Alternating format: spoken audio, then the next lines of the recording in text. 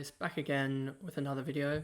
This video is going to be on the AFL players I neglected to select in my AFL Fantasy team for this season at this point in time.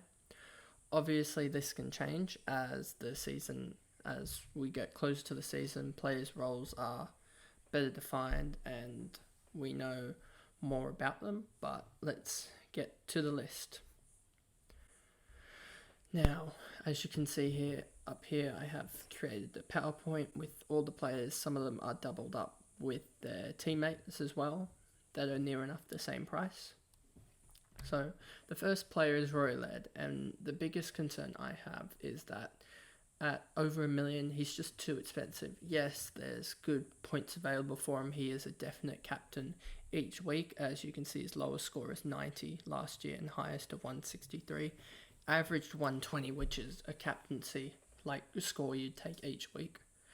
And is he worth it though? As he pretty much means that you have to go down from another premium in the midfield, most likely, down to another mid-pricer such as the likes of a Sheed or it would be Terran Thomas.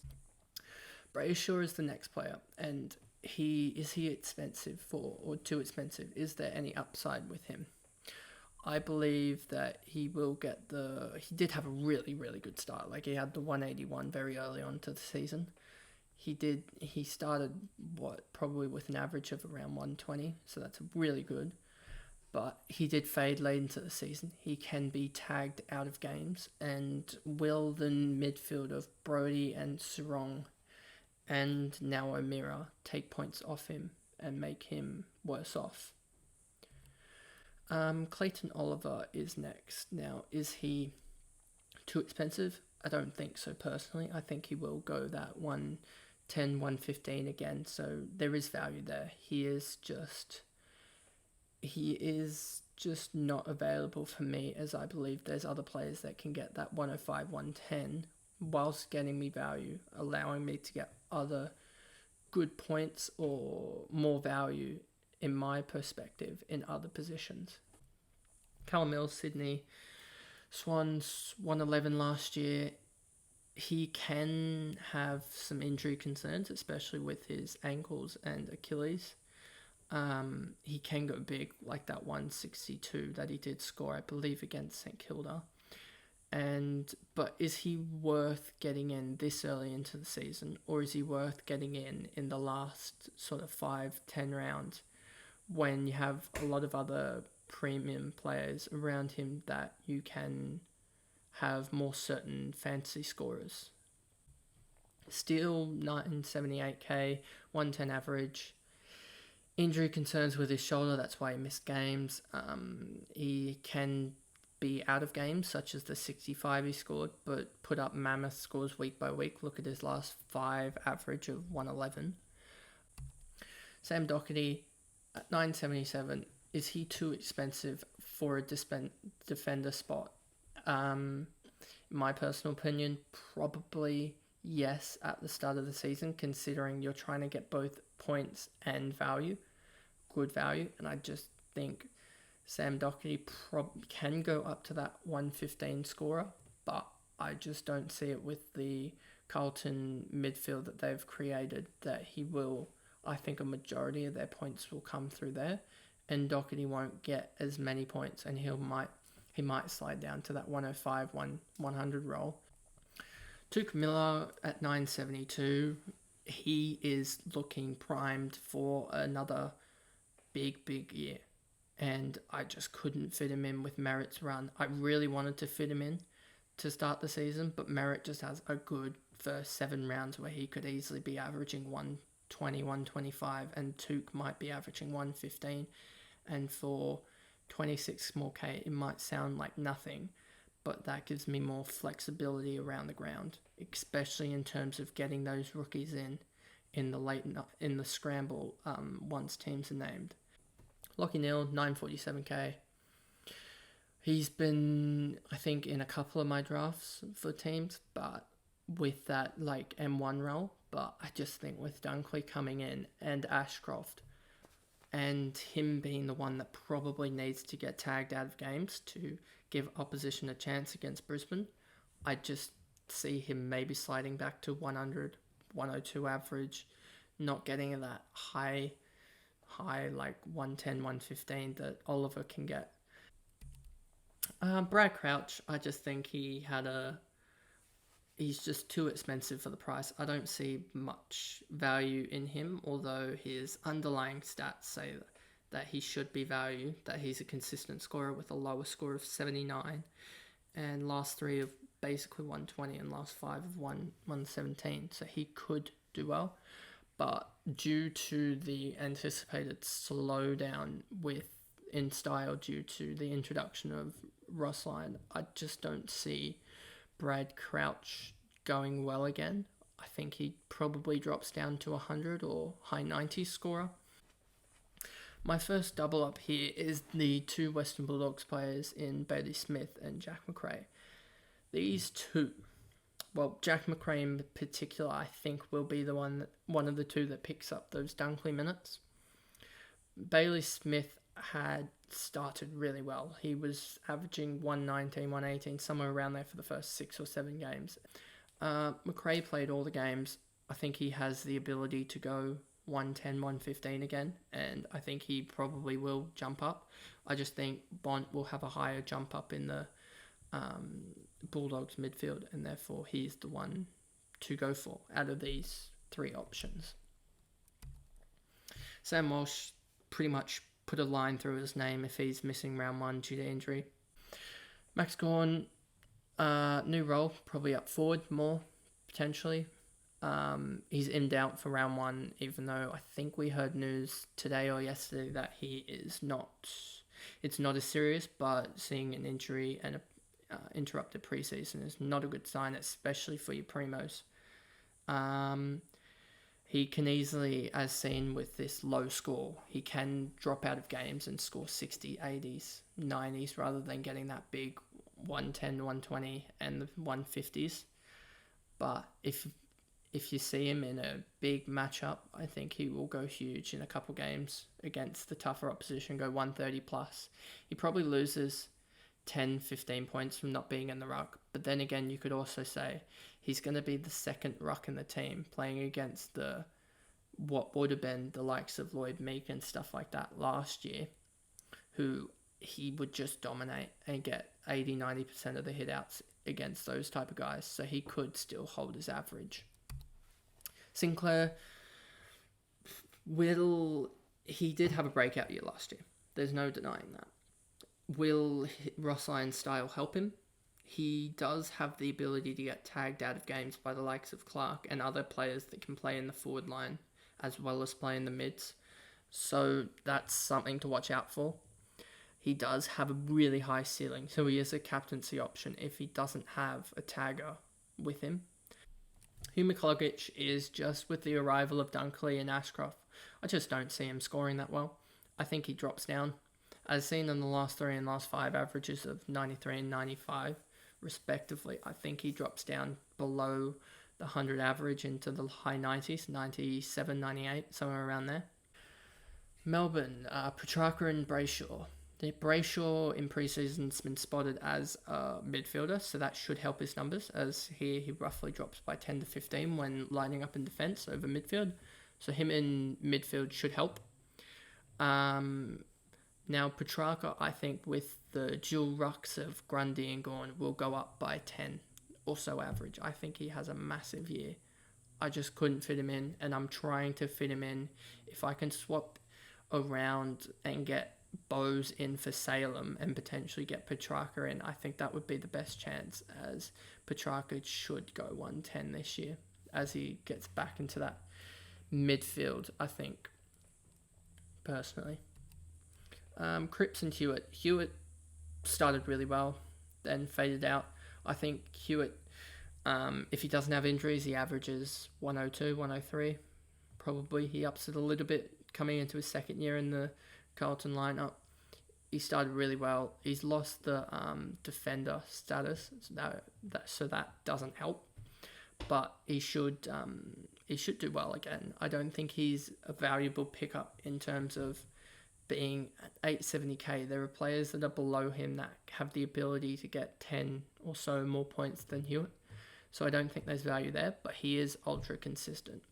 Paddy Cripps, Brownlow medalist, dip in form. That's been shown, other than I think a Mitchell year for the last 5 or 6 years, that Brownlow medalist dip by a considerable margin. I think it's around 10 to 15 points. So there's that. But there's also Carlton have such good start. Tim English, he's already had injury concerns in pre-season, much like half of the pretty decent rucks that we have available. He will have the number 1 ruck role after the addition of Lobb and retirement of Martin. So he could easily go 105, 110. But I even have him originally at averaging 120. I don't think he'll average 120 with that, because he does have injury concerns. They'll want to manage him as the only number 1 ruck, so probably 110 maybe. Josh Kelly, 899k. He's one that I think he could easily take the jump up, but I just think there's more value in Cogs having a bigger season, and Green as well at 750k. He's one that I've floated in and out of my team as well. Jordan Dawson, I've looked at him. I just think there's better value in the defense, as shown in my picks of Dacos and Young. He's just at 893, probably 30 or 40k too expensive for me. And with Keys, it's a matter of what's his role going to be. Is he going to be that forward like he was in, look at those last 3 numbers, 55 average in last 3 and 72 in the last 5. And if he is that midfielder role, he'll get back to that 105, 110. Darcy Parish, he will go nuts. I have a feeling he'll go nuts this year. So maybe there's a chance, maybe now looking at it, that I can take him out, take Merritt out, go for Parish, and then be able to almost get myself up to the likes of Oliver as well, or even a Petrarca again. That could be another option. I think there are injury concerns with him though, and if he can get that kick to handball game back, he could be looking at a big score, like a 110 or so. Luke Parker, he's lost his forward status, which pretty much ruins him as a valuable player. Now into his 30s, he's probably going to just be below 100 average this year. I think there's more value late game, as he won't pretty much get injured. So you're looking at a guy that's going to get pretty much anywhere from 80 to 90 as a low and 120 as a high, and that'll be his range. And so if he does pick up forward status, I will jump on pretty quickly, as he won't lose value, but he won't gain value, but he'll just consistently get those scores in the Swans midfield. Noah Anderson, this one is a hard one to look at because he's broke out last year. He's in the Gold Coast midfield, and with the preseason that we've heard Witts has had, he could easily go 105, 110. But also, there's Tuke Miller needing to get back to his best. Will Matt Rell ever break out and get that 90 or 100 score? Will that take away from Noah Anderson? And I have a feeling there's a chance that it will. And he will probably average around 95 to 100 again. I don't see him going above that. Jaden Short, Tim Taranto. Short's lost his defender status, even though I believe he will truly go back to that defender, taking the back six, taking the kickouts and stuff, and getting a lot of plus sixes to get that 105, 100, 105 average. And he's someone that you need to jump on if he gets dual position player status in round 6 or 12, because he will get it early. Taranto, I'm not so keen on compared to other players. I just think he has the ability to tail out of games, as shown in his last 3 of 88 and last 5 of 90. He could easily go that and be better than Cornelia. I just think Cornelia is going to be the one that's better out of the two.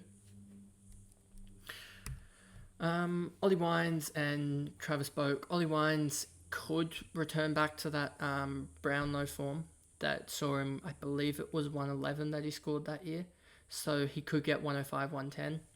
But I think with the emergence of Butters and Rosie, if those guys don't get injured, I think, like I said with Parker, Ollie Wines is a guy later season that you can just stick at M5, M6, M7, or somewhere around that region, and he'll just get consistent scores if he's not injured, and he will score 100 or 80 to 90 each week without dropping many bad games. Boak is just, I think he's just out of his prime in all seriousness. I think he has dropped a couple of bad games last year and a couple of good games. Could easily see him dropping to 80 to 85 average this year as he starts to get into the retirement talk and Rosie and Butters take over that midfield role. Carl Amon and James Sicily, both guys around that 96 average. Amon, new team. Could he average the 96 that he did last year? Don't think so. He takes a lot of marks, and I don't think that he will get that much service at the Hawks. I think the Hawks are going to be on for the wooden spoon this year, alongside GWS, so I think they will, and probably still North. Sicily, 96 average again. He will have a lot of ball down back, as the Hawks are going to be terrible.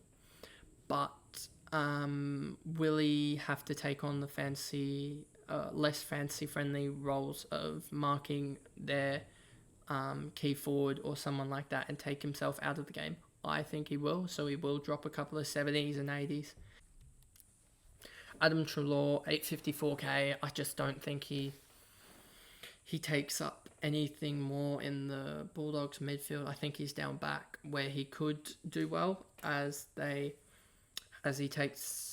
more of that ball distributor, but I just think that he will score roughly the same. I don't think there's much value in him. Viney 854 and Grundy 820. Viney's, I think, same as Treloar, won't do much different. He'll stay around that 95 to 100k range. Grundy, this is an interesting one as he's 830k. He can easily go and score that big score with him being probably the designated ruck. But I just think he sticks around the same price this year. Now, three players roughly around the same price in Cam Guthrie, Tom Stewart, and Mitch Duncan. Cam Guthrie, another one of those Luke Parker roles. He's gonna be He's gonna be a safe scorer. Mitch Duncan is going to move into the midfield and take up Selwood's mantle, so he is one I'm looking into getting. I've looked into, but I think he will be better off once we start upgrading and downgrading players. He will average probably 100 or so.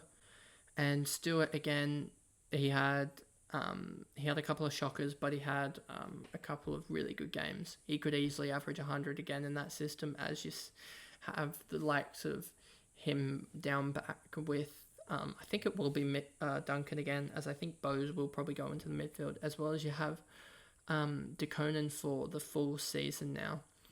North Melbourne, Simpkin and LDU. Simpkin is another breakout player. He could, like his last three of 108 have suggested, he could go up. He could easily go up to that 100, 105 scorer and be that M4 for you. I just think he is one that will not play as well, and he will drop a couple of bad scores. And I think LDU is just the one that will get through the draftees and Will Phillips being in the midfield group and progress even more up towards that 105, 100 scorer. And yeah, I just think LDU is the better option. He's 20k cheaper, and I think he'll average more than Simpkin this year. Will Brodie, one guy I initially had on my team as I thought his time on ground would improve. As you see, 70%, and these two guys, 82, 87%. He's a lot lower than a lot of players. But I just think he's had full pre-seasons and his time on ground just hasn't improved. So if we don't see his time on ground improve, we cannot safely say that he will increase in value. Alex Witherden and Shannon Hearn. Witherden just won't get a game. I don't think he will. He was dropped later half of the season. He did come back into the side, but he was a different player. So he's a no-go for me. Shannon Hearn, his stats are a little bit inflated. Like his last 3 of 113 and last 5 of 102 really inflate his numbers of 93 average for the year. Jack Crisp, 835k. He did have a really good streak of 9 tons in 10 games, but I think with Mitchell entering the midfield and potentially later on the year Nick Dacos, although I doubt Nick Dacos will enter the midfield, Jack Cripps could easily average less and go back to a 90 scorer. He could average more and average 100, but I just don't see him going dramatically up. And as a midfielder, being less value than Tom Mitchell, I would pick Tom Mitchell every day of the week. Matthew Kennedy, with the midfield that the Carlton have, potentially with Cripps, Hewitt, Walsh, and Akers and Shearer, is Kennedy even going to get enough time? I think most of his scores have come when those majority of those players are out of the side. Riley O'Brien, the ruck destruction is ridiculous this year in pre-season with injuries and stuff, but ROB does look like a good choice. However, from what I've been reading, Adelaide want to move on from him and go to more of a younger ruck, so that could see him play as still the first ruck, but more of a split in the ruck, meaning that his scoring go down. And I just think probably if Marshall and English fit, they're better options than Riley O'Brien here. Dylan Moore, 826k. I don't hate this pick. I've been trying to get him into my team. I just think there's probably 1 or 2 guys ahead of him in value in Roses and Butters, so you pick one of those 2 rather than Moore. But he is certainly a guy that you try and get him in early. I will like to see how he progresses early on, but he might be if he does better than Goulden does, if he goes quickly, then he might be a type of guy that you try and get in round 5, 6, and 7 quite early. Houston, he's got injury concerns. He's volatile scoring with a 150 followed by a 70. I just don't see the value in him at 815k. Jared Lyons, like I said with McCluggage, I think he takes a backward step.